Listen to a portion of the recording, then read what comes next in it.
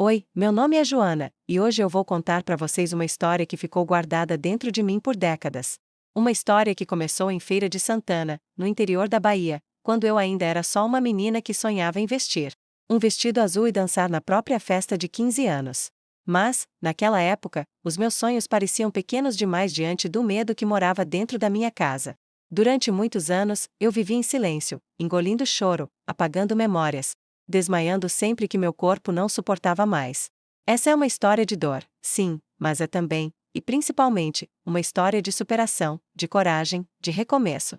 E eu decidi contá-la hoje porque sei que pode tocar alguém que esteja passando por algo parecido. Porque eu descobri que, por mais longa que seja a noite, o dia sempre chega. E quando chega, a gente precisa estar viva para recebê-lo. Antes de seguir, eu queria pedir uma coisa com muito carinho. Se essa história te emocionar, se de alguma forma ela tocar seu coração, se você acha importante que mais pessoas escutem histórias como a minha, se inscreve aqui no canal e deixa o seu curtir. Isso ajuda demais o vídeo a alcançar mais pessoas que talvez estejam precisando exatamente dessa palavra de acolhimento. E mais, me conta aqui nos comentários de qual cidade você está assistindo. Eu adoro saber até onde essas histórias chegam. Quem sabe tem alguém aí do outro lado, em Salvador, ou até mesmo em Feira de Santana, que também tem um vestido guardado no fundo do armário, esperando o momento certo para ser usado. Eu cresci com um medo que não cabia dentro de mim. Medo que vinha em silêncio, à noite, no ranger da porta, no peso dos passos no corredor. Era um medo que apertava o peito, que fazia a garganta fechar, que me deixava imóvel. E quando meu corpo já não aguentava mais segurar esse medo, ele apagava. Eu desmaiava. Às vezes no meio da cozinha, às vezes no quarto, às vezes na rua. Era como se minha alma dissesse: não dá mais. E cada vez que eu voltava desses apagões, voltava um pouco mais distante de mim mesma. Até o dia em que eu percebi que, se não saísse daquela casa, eu não ia mais voltar. A decisão de fugir foi como um último fôlego. Eu me agarrei a ela com tudo que eu tinha. E foi assim que, com uma sacola na mão e o vestido azul dobrado dentro dela, eu subi num caminhão rumo a Salvador. Cheguei lá sem conhecer ninguém, sem saber onde dormir, sem saber o que viria. Mas, pela primeira vez, eu sentia que era dona de mim.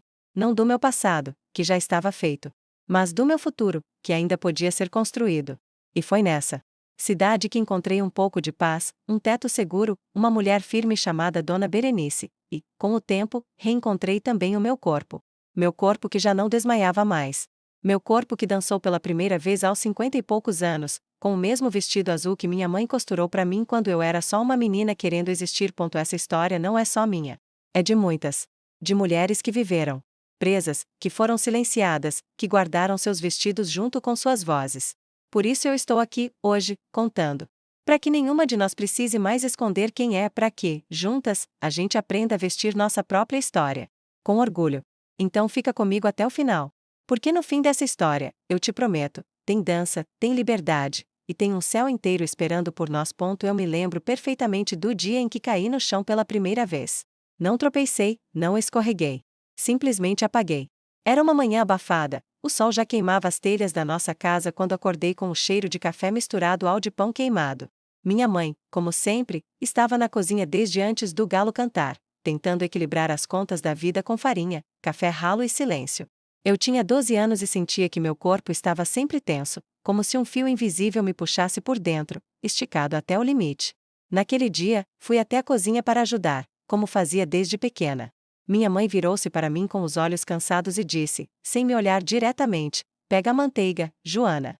Eu fui até o armário baixo e, quando me abaixei, senti uma tontura estranha, como se o ar ao meu redor tivesse se tornado pesado de repente. Tentei segurar na borda da pia, mas não consegui. Apaguei ali mesmo, entre a bancada e a porta da geladeira, como uma folha seca que cai da árvore sem aviso. Quando acordei, estava no colo da minha mãe, sentindo o cheiro de sabão de cocô impregnado na roupa dela.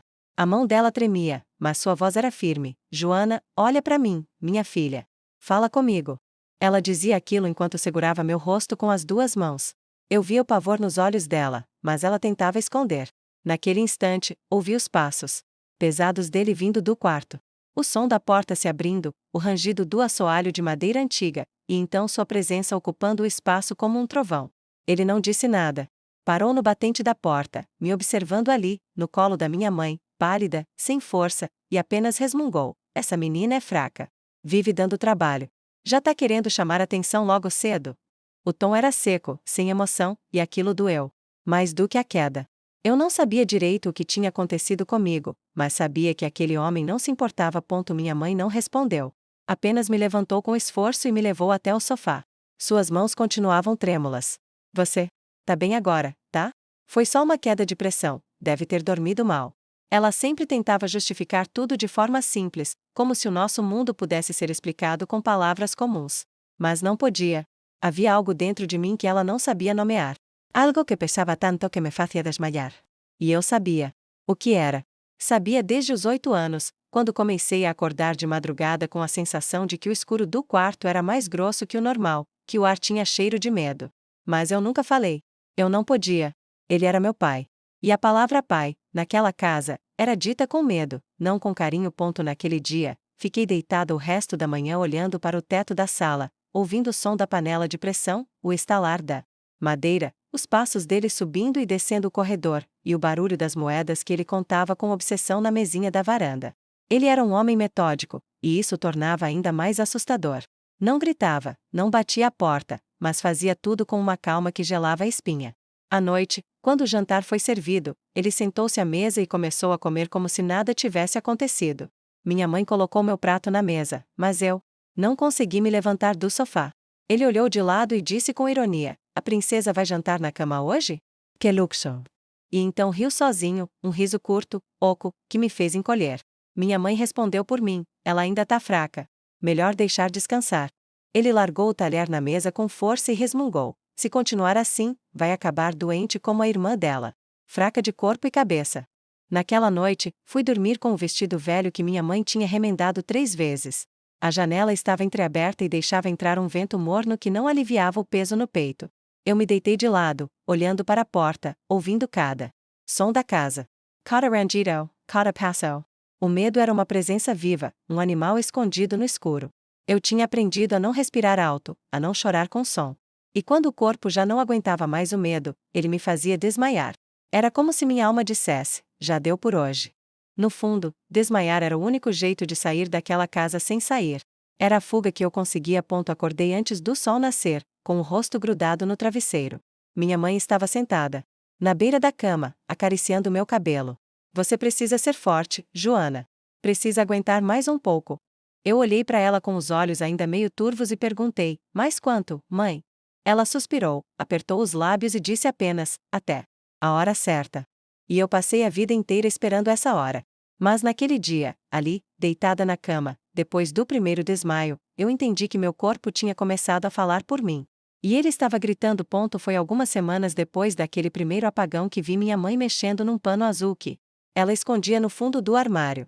Eu já sabia que ela costurava escondido de vez em quando, às vezes para vizinhas, às vezes só para si mesma, como se a agulha e a linha fossem a única forma de escapar um pouco da vida que levava. Mas aquele tecido era diferente. Azul celeste, liso, leve, com um brilho discreto que refletia a luz do fim de tarde que entrava pela fresta da janela. Eu me aproximei sem fazer barulho, curiosa, e ela me olhou como se tivesse sido pega fazendo algo proibido, mas logo relaxou os ombros e disse, quase num sussurro: é pra você. Pro seu aniversário de 15 anos. Tô fazendo um vestido. Aquilo me pegou desprevenida. Eu nem lembrava mais que estava perto de fazer 15 anos. A vida naquela casa fazia o tempo passar sem que a gente contasse os dias. Era só mais um mês, mais uma manhã, mais uma noite que precisava ser sobrevivida. Eu olhei pro tecido e perguntei: pra mim? Mesmo? Ela assentiu com um sorriso triste, aquele sorriso que ela só usava quando queria me dar algo bonito, mesmo que a vida dissesse: não. Mesmo. Você merece se ver bonita. E azul combina com você, Joana. Azul é cor de céu aberto. Eu passei a visitar aquele vestido todos os dias, em silêncio.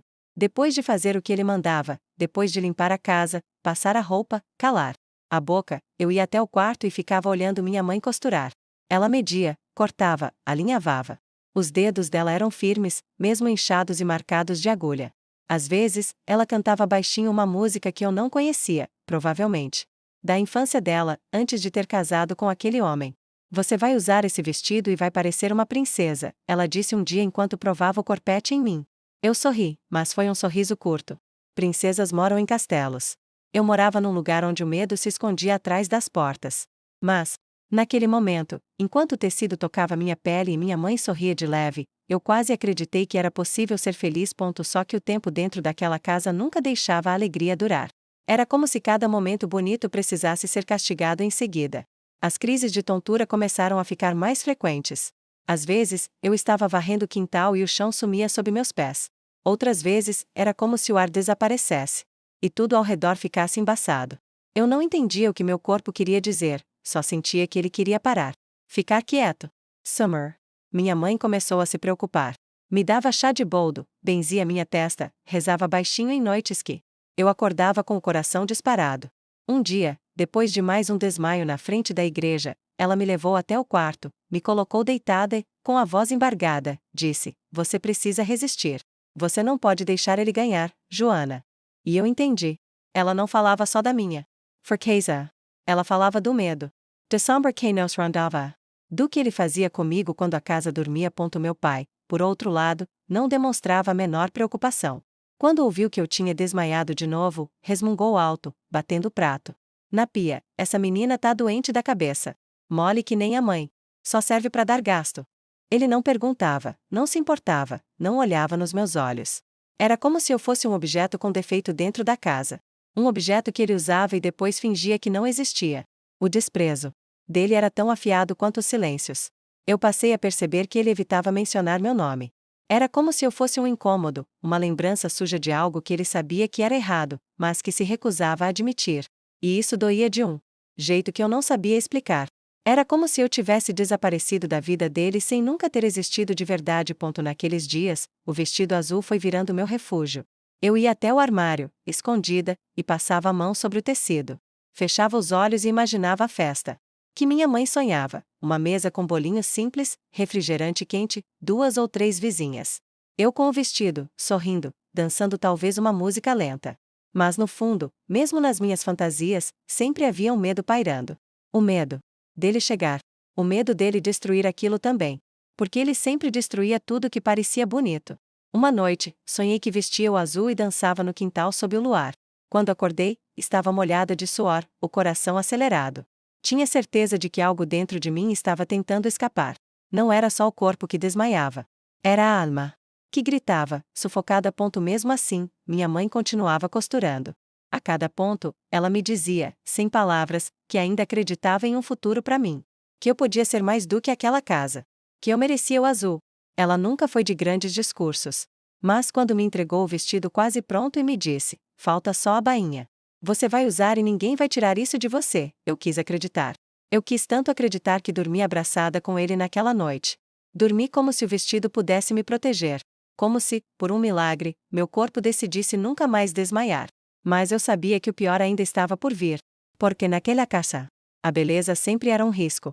E eu estava linda demais dentro daquele azul. Na manhã do meu aniversário de 15 anos, eu acordei com o coração batendo forte, como se algo dentro de mim soubesse que aquele dia era diferente, embora o mundo lá fora parecesse o mesmo. O sol ainda entrava pela janela com a mesma timidez de sempre, o canto dos galos vinha de longe e a casa, como sempre, cheirava a café morno e pão dormido. Mas dentro de mim havia uma agitação, um frio no estômago que não era de medo. Pelo menos não naquele primeiro instante. Eu levantei devagar, calcei as sandálias surradas que usava até para dormir, e fui até a cozinha. Minha mãe já estava lá, com o avental manchado de farinha e açúcar, tentando montar um bolinho simples com o que tinha conseguido comprar na venda fiado. Quando me viu, sorriu.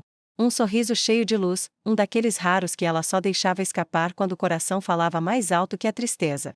"Parabéns, minha filha", ela disse, vindo até mim com os olhos úmidos, mas firmes. "Hoje você é uma mocinha." Eu não respondi de imediato. Abracei ela com força, sentindo o cheiro do perfume barato que só usava em ocasiões especiais. Aquele abraço durou mais do que deveria, talvez porque nós duas soubéssemos que o tempo bom naquela casa era curto, sempre vigiado, sempre prestes a acabar. Depois do café, ela me levou até o quarto e tirou o vestido azul do armário. Ele estava lindo. Ainda mais bonito do que eu lembrava. O tecido tinha sido passado com cuidado, os detalhes em renda estavam impecáveis, e o cheirinho de sabonete guardado junto dele me deu uma vontade súbita de chorar. "Vai, veste logo. Quero ver como ficou em você." Eu peguei o vestido com as mãos trêmulas, entrei no banheiro e tirei minha roupa devagar, com quase um medo de encostar no tecido e estragar o encanto. Quando vesti, senti algo mudarem. O tecido acariciava minha pele de um jeito leve, quase carinhoso, e por um instante eu não me vi como aquela menina triste da casa escura. Me vi como outra pessoa. Alguém que poderia ter um futuro. Alguém que poderia sair dali. Quando voltei para o quarto, minha mãe levou a mão à boca, emocionada. Meu Deus, Joana, você tá linda. Ela me girou devagar como se eu fosse uma boneca de porcelana. A sua irmã teria amado ver isso. Eu não perguntei qual irmã, nem precisei. As lembranças das que vieram antes de mim não eram faladas, apenas sentidas no silêncio. Minha mãe deu um passo para trás, limpou os olhos com o canto do avental e disse: fica assim. Vou montar a mesa. Eu assenti com a cabeça, ainda atordoada por estar, pela primeira vez na vida, me sentindo bonita. Fiquei parada na sala, olhando meu reflexo no vidro da janela. A casa continuava a mesma, mas eu não. Eu era uma menina de 15 anos vestida de azul, com o cabelo preso do jeito que minha mãe gostava, com um batonzinho cor-de-rosa que ela guardava só para datas especiais. Lá fora, dava para ouvir os passarinhos, e até o vento parecia ter um tom diferente. A mesa estava posta com o bolinho pequeno no centro, 2 pratos, 2 copos e um refrigerante quente que ela tinha conseguido trazer escondido do mercadinho. Minha mãe arrumou tudo com tanto carinho que doía olhar. E, por um instante, só por um, parecia que a vida poderia ser boa. Que a dor tinha tirado folga. Que o silêncio daquele homem tinha desaparecido. Mas então ouvimos a porta bater. Ele chegou cedo. Era sábado, mas veio antes do almoço. Abriu a porta com a mesma força de sempre, largou a chave no canto do armário, e veio andando pelo corredor com os passos firmes, sem pressa, como se cada canto da casa lhe pertencesse por direito absoluto. Quando me viu ali, parada, vestida de azul, olhando a mesa decorada com papel crepom, ele parou. Por longos segundos, apenas me observou. Seu olhar era pesado, sem emoção, como se estivesse tentando entender o que estava vendo. Minha mãe saiu da cozinha com um guardanapo na mão, tentando parecer casual. Hoje é o aniversário da Joana. Fiz um bolinho. Ele continuou calado. Passou os olhos pela sala, pelo bolo, por mim, e então bufou, tirando o boné da cabeça. Isso aqui é palhaçada. Dinheiro jogado fora. 15 anos pra quê? Vai casar com quem? Vai trabalhar onde? Nem mulher é ainda. Ele disse isso cuspindo as palavras, como se o que eu vestia fosse uma afronta. Minha mãe tentou intervir. Disse: não fala assim com ela, por favor, mas ele já estava indo em direção ao quarto, empurrando a porta com força. Antes de desaparecer no corredor, ele ainda virou a cabeça e soltou: tira esse vestido. Não é coisa de menina direita. Naquele momento, eu senti o chão fugir dos meus pés. A garganta fechou, os ouvidos uniram. Tentei dar um passo, mas as pernas fraquejaram. Vi tudo girar. O azul do vestido se misturou com o marrom do chão de madeira. E então apaguei. Acordei minutos depois com minha mãe ajoelhada ao meu lado, me chamando com urgência. Joana, me escuta, minha filha. Fica comigo. Eu só consegui sussurrar: o vestido, mãe. Ela apertou minha mão e respondeu: tá tudo bem, ele ainda tá com você. Ainda é seu. Mas eu sabia que naquele dia, aquele vestido tinha deixado de ser só uma roupa. Ele tinha se tornado um símbolo de tudo o que eu nunca poderia viver naquela casa. E mesmo assim, eu ainda o queria mais do que tudo. Porque ele era a última coisa bonita que ainda me pertencia. Depois daquela noite, eu nunca mais fui a mesma. O vestido azul ficou guardado na parte mais funda do armário, embrulhado num lençol velho, com cheiro de sabão e desilusão. Minha mãe o colocou lá com todo o cuidado do mundo, como quem enterra um sonho com a delicadeza de quem sabe que ele ainda pode, um dia, acordar. Ela não falou nada, só fechou a porta do armário devagar e ficou parada por alguns segundos, olhando pro chão. Eu a observava do canto da cama, ainda fraca do desmaio, mas mais cansada por dentro do que por fora. Senti que ela queria me dizer algo, talvez pedir desculpas por não ter conseguido proteger aquele momento, ou talvez pedir perdão por algo que nem era culpa dela. Mas ela só disse, com a voz baixa: tem coisas que a gente precisa guardar até que o tempo certo chegue. E esse tempo, Joana, uma hora chega. Eu não respondi. Só fechei os olhos e deixei o silêncio tomar conta da gente. Os dias seguintes vieram pesados. Meu pai fingia que nada tinha acontecido, como sempre fazia. Passava por mim como se eu fosse um móvel da casa. Não me olhava, não me chamava, não perguntava nada. Era como se eu fosse um fantasma. Mas o que mais me doía não era o silêncio dela, era o da minha mãe. Ela começou a definhar devagar. Dormia mal, comia pouco, tossia à noite. Seus olhos pareciam cada vez mais opacos, como se a vida fosse escorrendo de dentro dela sem aviso. Eu a ouvia chorar baixinho na cozinha quando achava que eu estava dormindo. E cada lágrima dela caía dentro de mim como ácido, corroendo pouco que ainda me mantinha inteira. Às vezes, ela me olhava como quem quer pedir ajuda, mas não sabe como. Como se dissesse: aguenta só mais um pouco, filha. Porque eu não sei mais como sair. E eu entendia, porque eu também não sabia. Os desmaios voltaram com mais frequência. Eram como alarmes do meu corpo, gritos sem voz. Um dia, caí na feira, entre o cheiro de frutas passadas e gritos de vendedores. Acordei nos braços de uma vizinha, Dona Olinda, que me abanava com um jornal e dizia: essa menina vive desmaiando. Isso não é normal. A mãe dela precisa fazer alguma coisa. Mas o que ela não sabia era que minha mãe já fazia tudo o que podia, e ainda assim era pouco diante da brutalidade daquele homem. Um dia, de noite, quando o silêncio era tão denso que eu podia ouvir meu próprio coração, fui até o quarto dela. Encontrei minha mãe sentada na cama, com uma vela acesa na mão e os olhos fixos no nada. Sentei ao lado dela e perguntei: você tá com medo, mãe? Ela demorou a responder, mas quando falou, sua voz saiu fina, como se estivesse sendo raspada por dentro. Tô com medo de que a gente fique aqui para sempre. E que essa casa nos enterre vivas. Aquilo ficou ressoando na minha cabeça por dias. A rotina virou um campo de guerra. Qualquer barulho do portão me fazia estremecer. O ranger da porta, os passos no corredor, o som do cinto sendo tirado do gancho, tudo virava ameaça. Eu vivia alerta, com os músculos sempre tensos, como um bicho encurralado. E o pior é que ninguém via. Lá fora, éramos a família silenciosa e correta. Meu pai era respeitado na rua, sempre de camisa passada, barba feita, sorriso curto. As pessoas o cumprimentavam com respeito, sem imaginar o que ele escondia dentro de casa. Eu comecei a escrever cartas para mim mesma. Guardava num caderno escondido dentro do colchão. Escrevia como se fosse outra pessoa me dizendo que eu ia sobreviver. Querida Joana, você vai sair daí. Um dia, esse pesadelo acaba. Um dia você vai respirar sem medo. Era meu jeito de não enlouquecer. Meu jeito de me lembrar de quem eu era, mesmo que só no papel. Até que numa noite, acordei com um barulho diferente. Um estalo seco, seguido de um som surdo. Corri pro corredor e encontrei minha mãe caída no chão da cozinha, com um corte na testa e os olhos semiabertos. Gritei por ajuda, mas ele só apareceu minutos depois, embriagado, e disse com desprezo: foi ela quem tropeçou. Se não sabe andar, que fique sentada. Peguei minha mãe no colo como ela fazia comigo quando eu desmaiava. Senti o corpo dela leve demais. Frágil demais. Como se já não fosse dela. E naquele instante, eu soube: se a gente não saísse dali logo, uma de nós ia morrer. Naquela mesma madrugada, sentei no chão do quarto, encostada na parede, com o vestido azul no colo. Acariciei o tecido, agora amassado e com cheiro de mofo. E Sassurai, me espera. Um dia eu vou te vestir de novo. Mas não aqui. Não para ele ver. Vai ser em outro lugar. Um lugar onde eu possa sorrir de verdade. E ali, pela primeira vez, eu fiz uma promessa. Que eu ia sair. Que um dia, eu ia levantar desse chão sem cair de novo. Que eu ia ser livre. Mesmo que custasse tudo. Porque eu já tinha entendido que o silêncio só protege o agressor. E que meu corpo já gritava o que minha boca não tinha coragem de dizer. Fugir não foi uma decisão que tomei de repente, como quem resolve sair para tomar ar. Foi uma ideia que foi crescendo dentro de mim devagar, como uma raiz rompendo o cimento. Cada desmaio, cada tapa invisível, cada noite em que eu ouvia minha mãe chorando baixinho do outro lado da parede, era um passo a mais em direção à saída.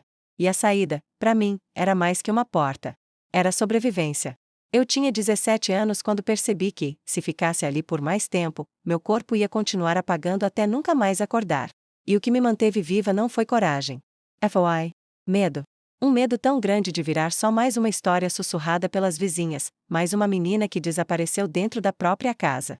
E foi esse medo que me fez levantar da cama numa madrugada quente de novembro, com o coração disparando. E os pés descalços sobre o chão gelado de cimento. Eu planejei tudo em silêncio.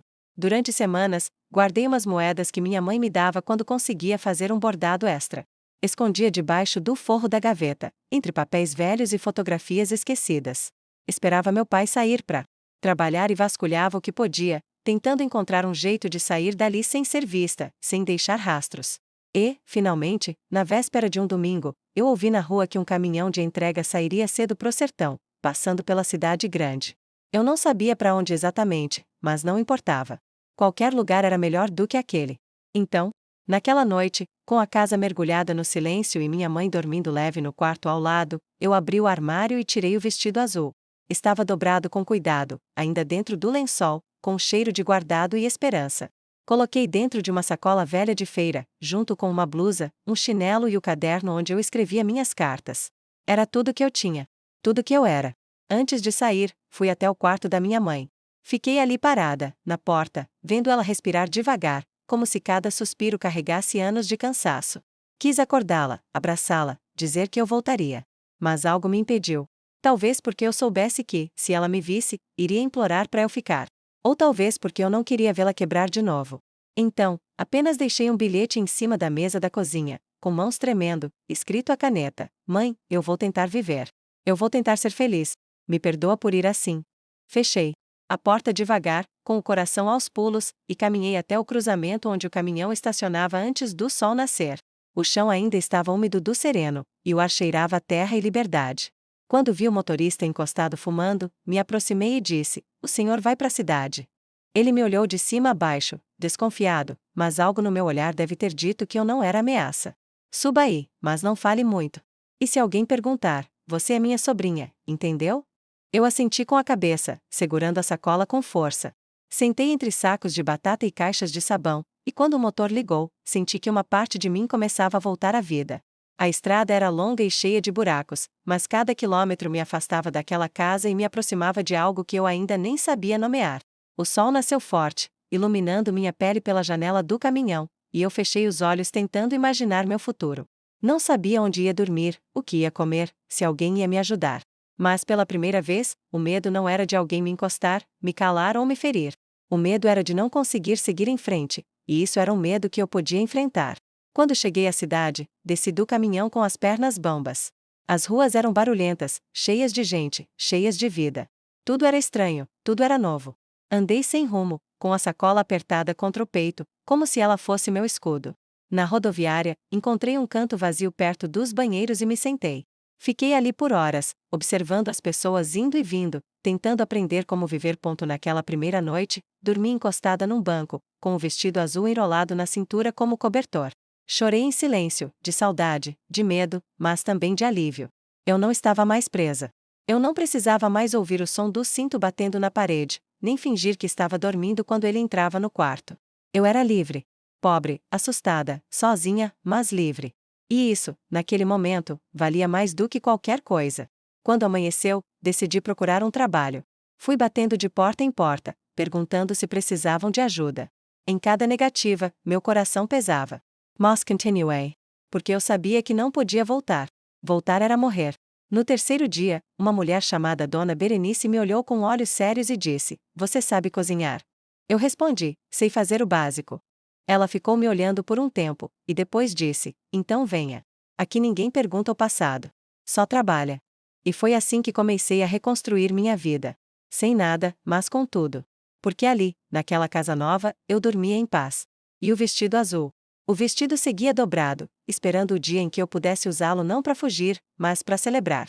Trabalhar na casa de Dona Berenice foi, no início, como viver num outro planeta. Tudo era silencioso de um jeito diferente. Não era o silêncio sufocante da minha casa de infância, aquele cheio de tensão, medo e passos arrastados. Era um silêncio leve, de paz. Os móveis da casa eram antigos, mas bem cuidados, cheirando a madeira encerada e flores do jardim que ela mesma colhia toda manhã.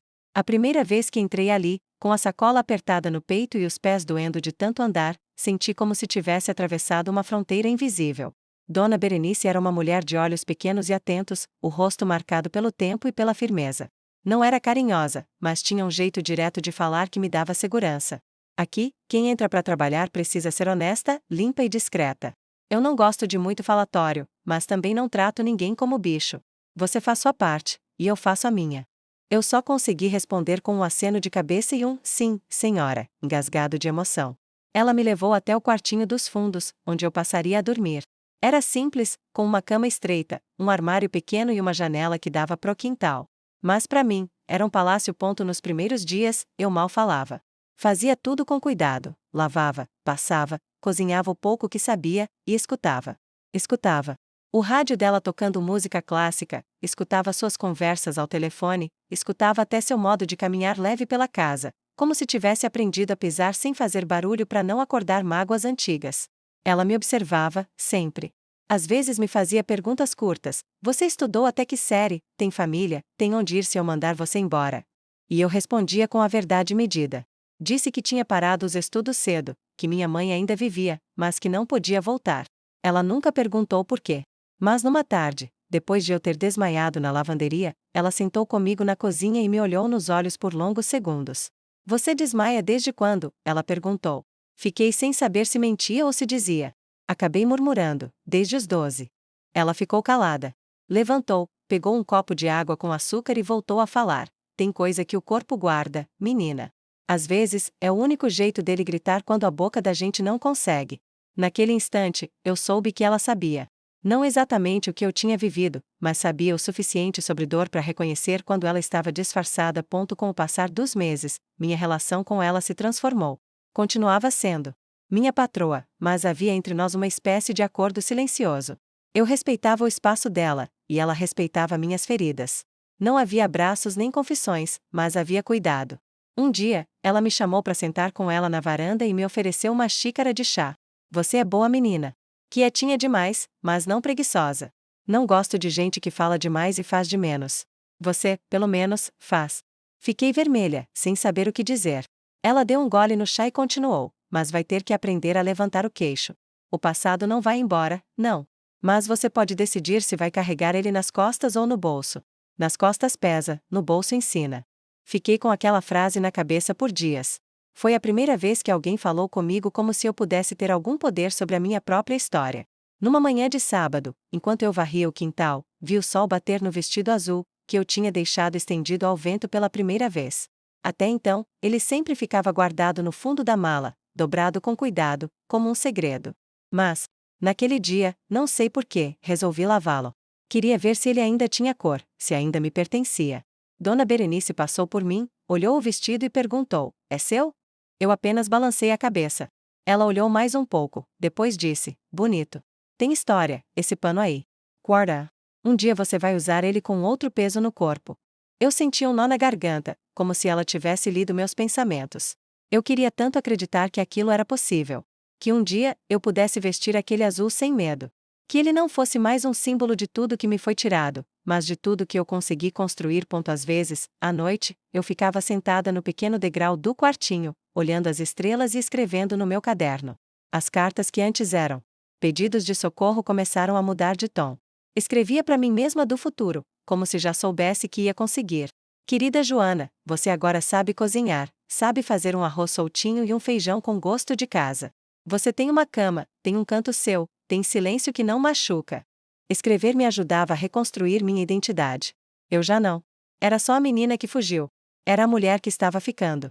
Que estava se refazendo, ponto por ponto, como o vestido que minha mãe costurou com esperança. Com Dona Berenice, aprendi que ferida aberta não some, mas cicatriza se tiver tempo e espaço. Aprendi a cuidar da casa como quem cuida de si, a cozinhar com calma, a não tremer quando alguém me chamava pelo nome. E aos poucos, meu corpo começou a parar de desmaiar. Ainda tinha dias em que sentia a vertigem se aproximar, mas eu respirava fundo, apertava o tecido do vestido escondido na gaveta e dizia para mim mesma: agora não. Agora eu fico. E ficava. Ficar era a minha vitória diária. Eu ainda não sabia o que o futuro me reservava, mas ali, naquela casa silenciosa e segura, comecei a me reconstruir. Não como quem esquece o que passou, mas como quem aprende a viver mesmo com as rachaduras. E Dona Berenice, com sua voz firme e coração escondido, foi a primeira a me ensinar que eu não precisava mais cair. Eu podia, enfim, aprender a ficar de pé. O tempo passou com a delicadeza que eu nunca imaginei que pudesse existir na vida de alguém como eu. Os dias na casa de Dona Berenice se tornaram minha nova realidade, e com eles vieram pequenas conquistas que talvez parecessem bobas aos olhos de quem sempre teve estabilidade, mas que para mim eram monumentos de superação. Aprendi a cozinhar direito, descobri que gosto de cebola dourada no feijão e que tenho paciência para costurar panos de prato com barrinhas coloridas. Dona Berenice, sempre firme, continuava me observando de longe, com aquele olhar de quem entende muito sem dizer nada. Ela me dava espaço, e isso, para mim, era o maior presente. Pela primeira vez, eu respirava sem medo de ouvir a maçaneta girando no meio da noite, e meu corpo, que antes vivia apagando, começou a encontrar força nos próprios pés. Os desmaios rarearam, até que um dia simplesmente pararam. E foi só então que percebi o quanto eu havia carregado dentro de mim sem saber onde guardar. Certa manhã, quando o sol já desenhava listras no chão da cozinha, decidi abrir a mala, que dormia há anos no fundo do meu armário. O zíper já estava emperrado de tanto tempo parado, mas com um pouco de força ele cedeu. Lá dentro, o vestido azul estava dobrado do mesmo jeito que eu havia deixado, envolto em um lençol fino, que agora tinha cheiro de guardado e memórias. Passei a mão sobre o tecido com carinho, como quem toca uma parte do próprio corpo esquecida por muito tempo. Era o mesmo azul, mas parecia diferente. Não sei se era a luz, ou meus olhos, ou o tempo. Peguei o vestido, estendi sobre a cama e fiquei olhando, em silêncio. Aquilo não era só um pedaço de pano. Era a única coisa que havia atravessado todas as versões da minha vida: a menina amedrontada, a adolescente calada, a mulher que fugiu e que agora começava, finalmente, a existir. Lembrei da minha mãe, da forma como ela costurava em silêncio, como quem prega esperança em cada ponto. Lembrei do jeito que ela me olhou naquele dia, antes do desastre, como se quisesse me congelar naquele instante, me manter intacta.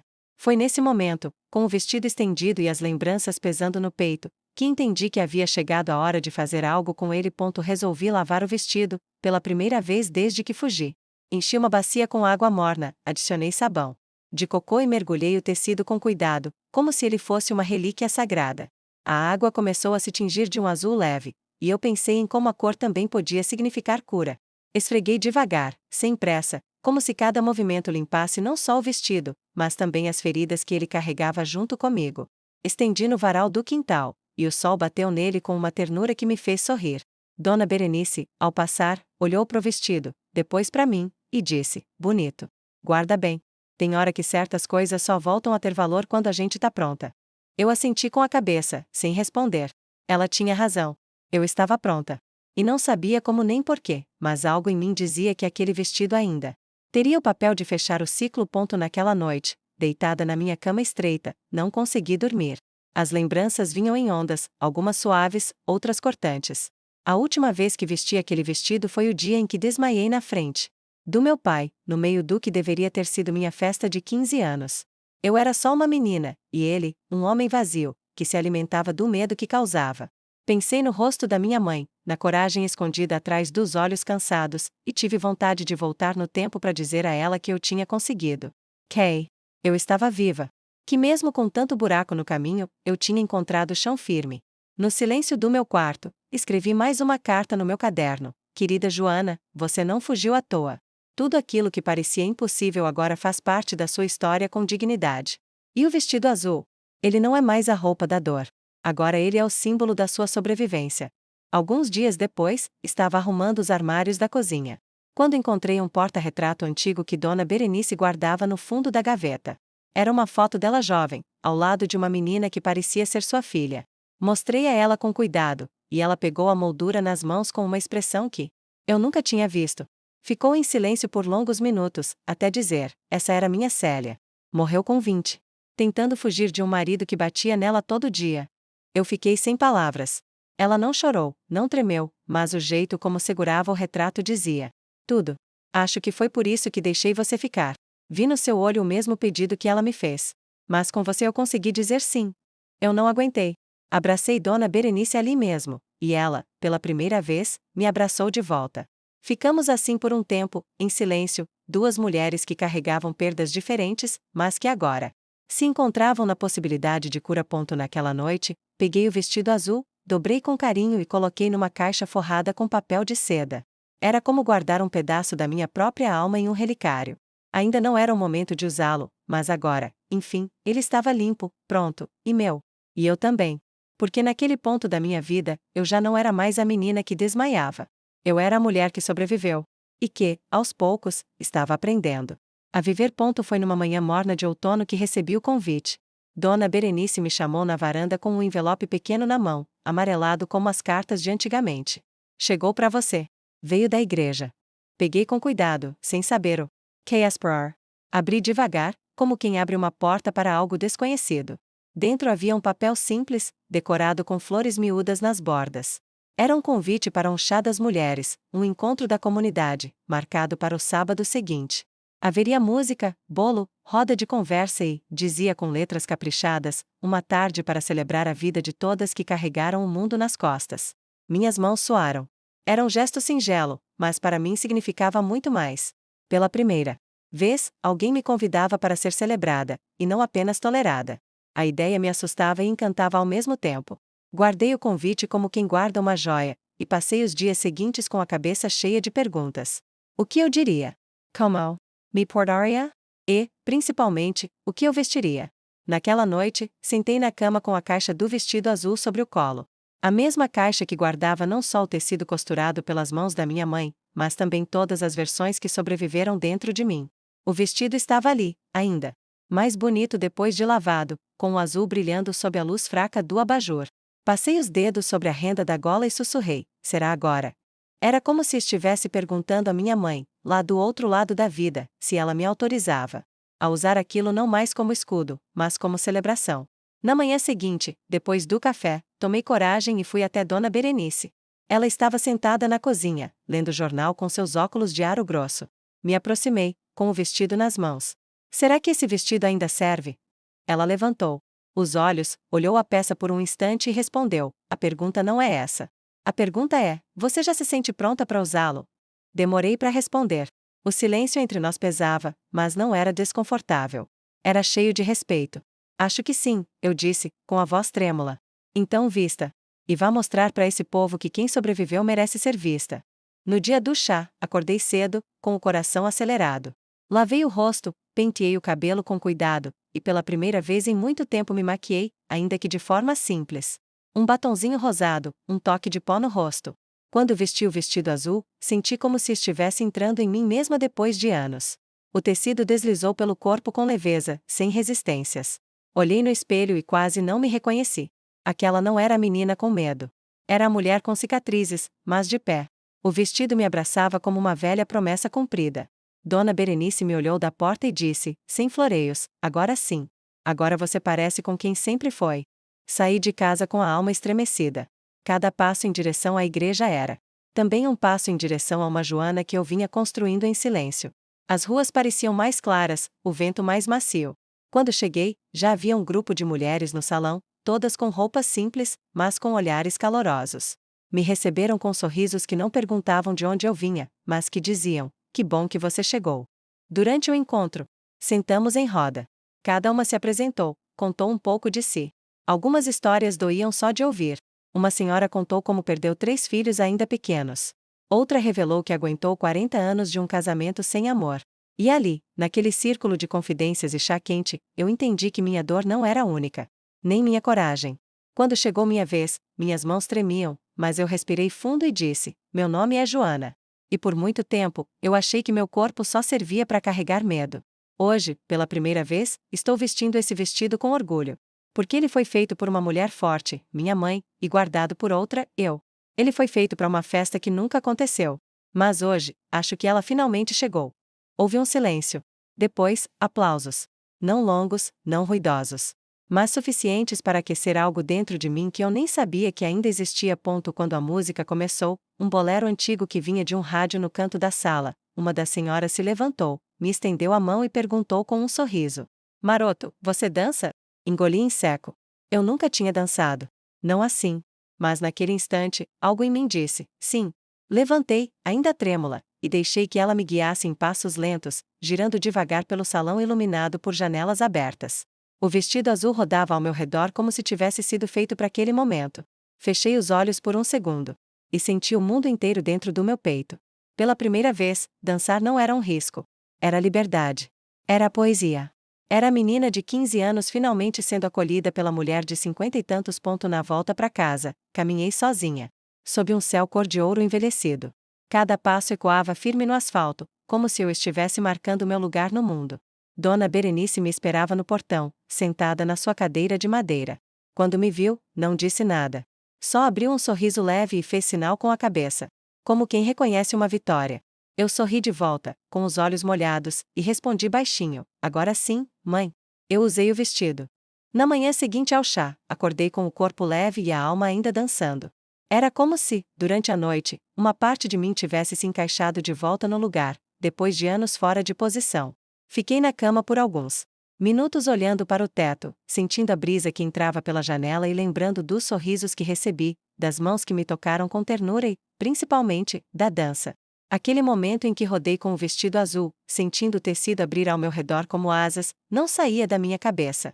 Lembro da música, do calor do salão, dos pés se movendo sem pressa, e do silêncio que veio depois, um silêncio diferente, não de medo ou vergonha, mas de plenitude. Eu tinha, enfim, vivido algo meu. Sem interrupções, sem violência, sem o olhar de julgamento de ninguém. Pela primeira vez, aquela menina de 15 anos que fui pôde se manifestar dentro de mim e dançar até cansar, sem desmaiar, sem precisar fugir. E naquele instante, ali na sala da igreja, rodopiando devagar sob os olhos de mulheres tão fortes quanto eu, entendi que a festa que nunca aconteceu, enfim, tinha acontecido. Depois do café, Dona Berenice me chamou na varanda.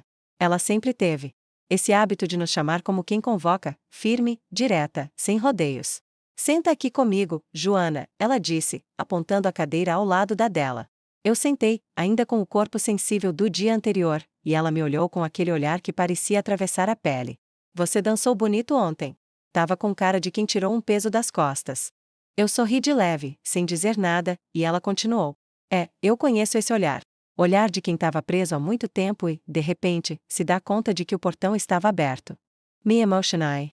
Quis responder com palavras bonitas, mas o nó na garganta não deixou. Então apenas murmurei. Eu pensei que nunca fosse viver aquilo. Mas vivi. E foi bonito, foi leve. Dona Berenice assentiu com a cabeça, como quem já sabia. Depois colocou a mão sobre a minha e disse: Você tá pronta. Pode não saber ainda o que vem depois, mas agora você não tá mais vivendo só para sobreviver. Agora você começou a existir de verdade. Guardei essas palavras como quem guarda um amuleto no bolso. Porque elas vinham de uma mulher que sabia do que estava falando. Nos dias que se seguiram, muita coisa mudou dentro de mim, ainda que o mundo lá fora continuasse igual. A casa era a mesma, o trabalho era o mesmo, Dona Berenice ainda tomava seu chá às 4 da tarde e resmungava das novelas. Mas eu, por dentro, já não era mais aquela mulher curvada que evitava espelhos. Comecei a me olhar de novo, não só com os olhos, mas com respeito. Me permitai pequenas vaidades. Coloquei um brinco de pérola que tinha ganhado de uma das senhoras do encontro. Passei um batom cor de vinho num domingo qualquer, só para ir até a feira. Comecei a andar mais ereta, a cumprimentar as pessoas com o queixo erguido. O medo ainda existia, claro, ele não desaparece de uma hora para outra. Mas agora ele era menor, domesticado, como um cachorro velho que já não morde, só observa de longe. E mesmo nos dias em que a lembrança voltava com força, em que o passado se impunha com cheiro, com imagem, com vozes que eu ainda ouvia no escuro, eu sabia que podia respirar fundo e me lembrar: você não está mais lá. Você saiu. Você venceu. Uma tarde, resolvi voltar à igreja para agradecer. Sentei no banco de madeira da primeira fileira e fiquei ali em silêncio, olhando o altar simples e as janelas abertas que deixavam a luz entrar em feixes dourados. Fechei os olhos e conversei com a minha mãe, como fazia desde que fugi. Mãe, ontem eu dancei. Dancei de verdade, com gente me olhando, com música tocando e sem medo. Usei o vestido que a senhora fez para mim, e ele me serviu. Não só no corpo, mas na alma. Ele me lembrou de quem eu sou. Ele me lembrou de você. As lágrimas vieram sem que eu as chamasse, mas não doíam. Eram quentes, suaves, como um abraço. Ao sair da igreja, encontrei uma das mulheres que estiveram no chá. Ela me reconheceu de longe e veio ao meu encontro sorrindo. Joana, eu queria te agradecer. O que você disse naquele dia ficou na minha cabeça. Eu também guardo coisas, sabia? Também tenho um vestido que nunca usei. Mas agora, acho que vou tirar ele do armário. Nos abraçamos. Um abraço demorado, de reconhecimento. E eu percebi que minha história, por mais doída que fosse, podia ajudar outras. Que minha dor transformada podia ser semente. Nessa noite. Antes de dormir, vesti novamente o vestido azul. Só para mim. Olhei no espelho e me vi inteira. Uma mulher que tinha sobrevivido, mas mais do que isso, uma mulher que tinha florescido. Deitei na cama com ele, como naquela noite da minha infância, mas agora com o coração em paz. E antes de apagar a luz, sussurrei: Obrigada, mãe. Obrigada por ter costurado esperança quando tudo ao redor era medo. Hoje eu dancei por mim. E por você. E então adormeci tranquila, sentindo o tecido leve sobre a pele, como se, enfim, eu tivesse aprendido a habitar o meu próprio corpo com ternura. Naquela manhã, o céu estava limpo, de um azul quase transparente, e havia uma calma no ar que me parecia um presente. Era como se o mundo lá fora estivesse refletindo o que acontecia aqui dentro. Silêncio, mas um silêncio bom, sereno, como um suspiro depois de muito tempo presa. Levantei cedo, fiz meu café com calma, abri as janelas todas da casa e deixei a luz entrar sem medo. A luz não me feria mais. Enquanto mexia o açúcar na xícara, vi a caixa do vestido azul em cima da cômoda, exatamente onde eu havia deixado dias antes, depois do chá. Mas naquela manhã, algo era diferente. Não havia mais a necessidade de guardar. O vestido já tinha cumprido seu papel. Já tinha sido símbolo, já tinha sido armadura, e agora podia ser doação. Um gesto. Um fio que conecta o que fui com as que estão chegando. Sentei com ele nas mãos e disse em voz baixa: chegou a hora, meu amigo. Você vai seguir. Peguei um papel e escrevi uma carta, com a mesma caneta que usei tantas vezes para registrar minhas dores, mas agora com a mão firme e a letra serena. Esse vestido foi feito por uma mãe que acreditava que sua filha merecia um momento de beleza, mesmo dentro da escuridão. Ele não foi usado no dia certo, mas foi guardado com amor, e quando finalmente tocou meu corpo, trouxe de volta a força que eu tinha perdido. Se você está lendo isso, é porque ele agora é seu. Não importa se ele servir ou não. Ele é um símbolo de resistência, de esperança, de recomeço. Vista-o se quiser, guarde-o se precisar. Mas saiba, você também vai dançar e vai vencer. Dobrei o papel com cuidado, coloquei dentro da caixa junto com o vestido e amarrei com uma fita branca. Não chorei. Não era despedida triste. Era passagem. Era bênção. No mesmo dia, caminhei até a sede do grupo de apoio a mulheres em situação de violência da igreja. Fui recebida por uma moça jovem, chamada Clara, que me olhou com doçura e força no olhar. Em que posso ajudar, Dona Joana? Ela perguntou, sorrindo com leveza. Entreguei a caixa e respondi: quero doar isso. Um vestido. Mas não é só um vestido. Tem história dentro dele. Tem dor, mas também tem cura. Ela entendeu sem precisar de muitas explicações. Abriu a tampa devagar, leu a carta ali mesmo, e quando terminou, olhou para mim com os olhos marejados. Tem mulheres aqui que precisam disso. Não só do vestido. Dessa história. Desse gesto. Assenti com a cabeça. Não precisava dizer mais nada. Estava feito. E ali, com o sol refletindo no chão da sala simples do centro, eu senti uma paz que nunca havia sentido antes. Como se, enfim, eu tivesse fechado um ciclo inteiro com as minhas próprias mãos. Voltei para casa em silêncio, mas um silêncio leve, quase dançante. A rua parecia mais colorida, as árvores mais verdes. Abri o portão, entrei, larguei os sapatos na porta e fui direto para a varanda, onde Dona Berenice me esperava com 2 xícaras fumegantes sobre a mesa. Fez o que tinha que fazer? Ela perguntou, sem rodeios. Fez. E não me doeu. Pelo contrário. Foi como tirar um peso do peito e colocar asas no lugar. Ela sorriu, sem se surpreender. Esse era o último passo, Joana. O mais bonito. Quando a gente para de carregar só para si e começa a repartir, aí é que a gente tá curada de verdade. Ficamos ali por um tempo, bebendo nosso café em silêncio, vendo o mundo girar lá fora, como 2 mulheres que já tinham atravessado muitas tempestades e agora sabiam o valor da brisa. Naquela noite, escrevi minha última carta no caderno. A última. Querida Joana, você fez tudo o que precisava fazer. Você sobreviveu. Você dançou. Você se olhou no espelho e gostou do que viu. Você não esqueceu, mas transformou. E agora, você está inteira. Inteira, mesmo com as partes que faltaram no passado. Inteira, porque escolheu amar a si mesma com todas as cicatrizes. Obrigada por ter ficado. Por não ter desistido. Por ter acreditado, mesmo quando tudo dizia para não acreditar. Agora você não precisa mais escrever. Agora você vive. Fechei o caderno, guardei na gaveta e apaguei a luz do quarto com um sorriso no rosto. Dormi leve, com a alma tranquila. E pela primeira vez em muitos anos, sonhei com minha mãe. Ela estava sentada à máquina de costura, os cabelos presos num coque frouxo, e olhava para mim com o mesmo sorriso daquele dia em que provou o vestido em mim. Só que agora ela não. Parecia canseira. Estava luminosa, serena. Eu me aproximei, ela me entregou um retalho azul nas mãos e disse: agora é com você. Vá em frente, minha filha. Acordei com os olhos marejados, mas o peito cheio. Porque eu sabia.